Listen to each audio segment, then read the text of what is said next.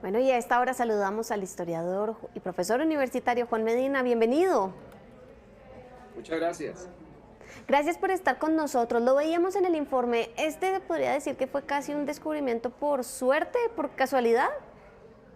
Un poco y sí y no, Ujú. porque pues se sabía que en el Valle de los Reyes había muchos tesoros y había buscadores. Los ladrones son más antiguos que los arqueólogos y siempre hubo búsqueda de esos grandes tesoros que se sabía que estaban ahí. Los pobladores de Egipto ayudaron muchísimo y tienen un crédito que no se les reconoció, pues deberían tener ese crédito, pero no se les reconoció como ustedes lo anotaban ahora.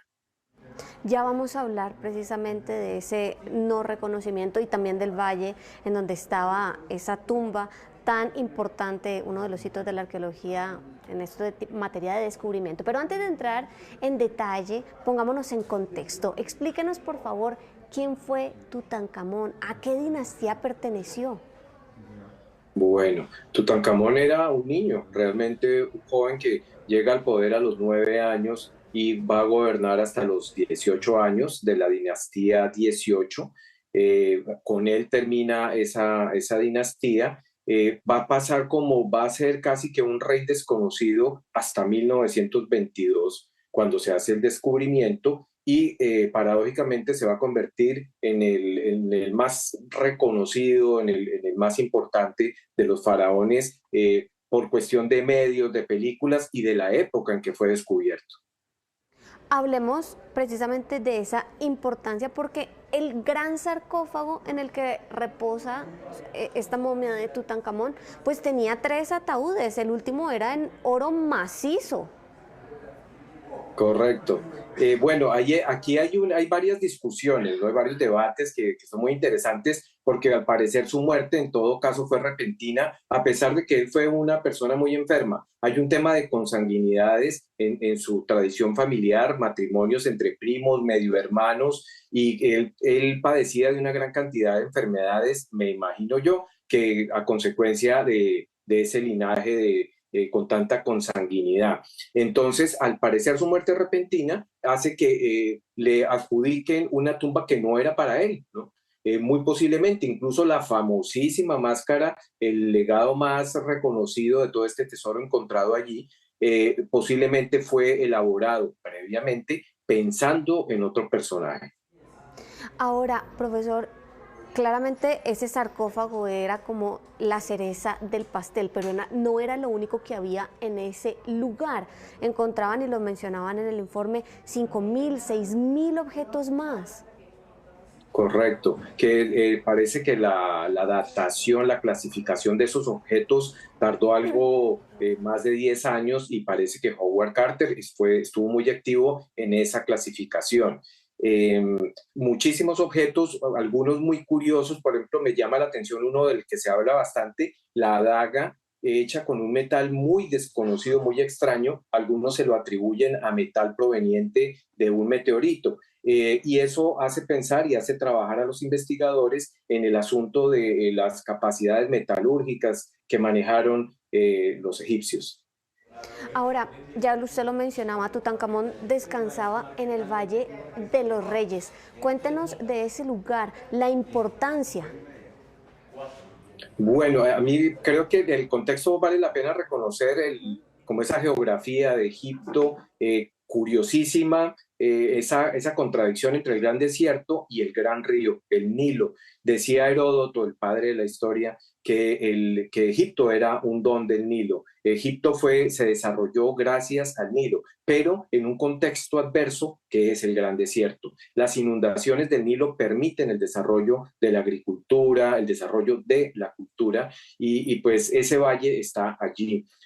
Años más tarde, en los años 60, se construye la represa de Asuán, muy cuestionada por personajes como Jacques Cousteau, por el impacto ambiental que va a tener esta represa y que pues lo que trataban de hacer era regular precisamente esas inundaciones. Entonces es un contexto muy interesante que va a dar lugar a una de las culturas más importantes de la antigüedad como en el, perdonen la expresión, en el ombligo del mundo, el Mediterráneo, el norte de África, la cercanía con el Medio Oriente, la cercanía con Europa, pues el Mediterráneo que fue ese lugar de comunicación, un lugar muy, muy privilegiado para el desarrollo de una cultura. Un viaje hacia el más allá, eso lo tenían claro y era un pilar fundamental para la civilización, para los egipcios. Creían que la vida continuaba y lo veíamos, se preparaban, ¿no? No solamente con esas demostraciones de opulencia, sino también, usted lo mencionaba, con dagas y otros miles de objetos más que incluso lo dejaban plasmados con decoraciones, en lo particular en esa cámara funeraria, ¿no? Que además plasmaban los rituales y estaban presentes los dioses en los que creían, esas deidades. Sí, hay varias cosas. Parece que el gobierno del papá de Tutankamón fue muy fuerte, estableció el monoteísmo y Tutankamón, seguramente asesorado, vuelve al politeísmo y eso le ganó el favor de muchos de los pobladores de Egipto. Es un detalle importante. Esa creencia en el más allá, el viajar al más allá con una serie de objetos, acompañado de esos objetos. Allí, por ejemplo, se ven también los bastones que él utilizaba. Muy enfermo, parece que tenía dificultades para caminar, tenía muchos problemas de salud. La investigación patobiográfica, patoarqueológica, ha logrado establecer la gran cantidad de enfermedades que padeció y esos objetos están presentes allí, esos bastones para apoyarse en sus desplazamientos. Profesor Medina, de este descubrimiento pues también se habla de algo que para muchos es más habladurías y otros dicen, no, es que eso sí es verdad, la maldición. El deceso más famoso fue del propio Lord Carnarvon, que fue el mecenas que financió pues la excavación. Él falleció a causa de una infección provocada pues por una picadura de mosquito. ¿Qué tanto de verdad hay en ellos? ¿Es más una creencia? Es un tema muy complicado, ¿no? Es un tema muy complicado, pero se establecía, por ejemplo, de todo el equipo de la gente que participó en las excavaciones, el promedio de vida que tuvieron fue de 70 años. La mayoría murieron en ese promedio de los 70 años. El mismo Carter muere a los 63, por allá en el año 39, 16 años después del descubrimiento, pues una edad, digamos que pues ya atribuírselo a una maldición muy complicado. Pero sí hubo una serie de muertes muy cercanas, la mecenas Carnarvon que tú mencionas, murió apenas 2 meses después, ¿no? En abril del año 23. Yo no quisiera que pasara esta entrevista sin mencionar algo muy importante, que es por qué es tan por qué tiene ese reconocimiento tan grande Tutankamón, ¿lo merece?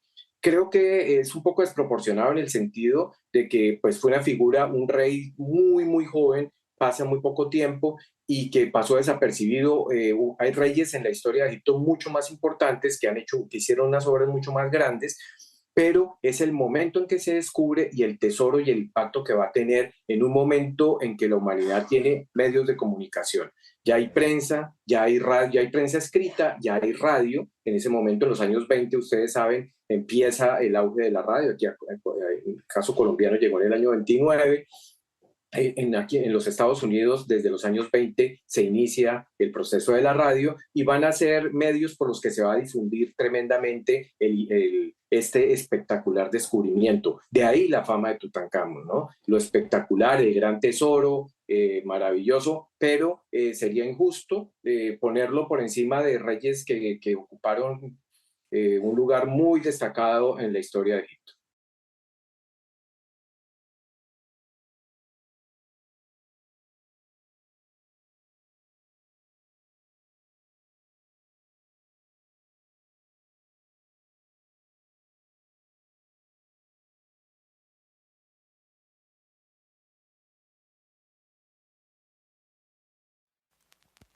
Hey, have you heard?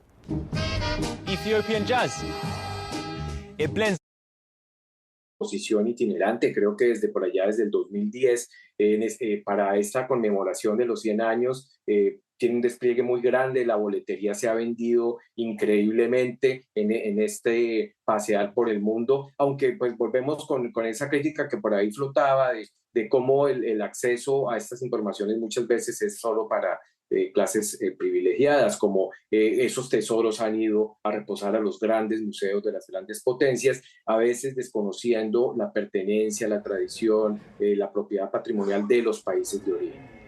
Claro, y también hay los reclamos de sociedades y diferentes sectores diciendo, sobre todo voces de Egipto, esto es nuestro, nos pertenece, devuélvanos también lo que reposa en otras latitudes. Pues a Juan Medina, historiador y profesor universitario, gracias por haber estado con nosotros, feliz día. Un gusto, muchas gracias. Gracias por haber estado con nosotros, 10:31 de la mañana, hacemos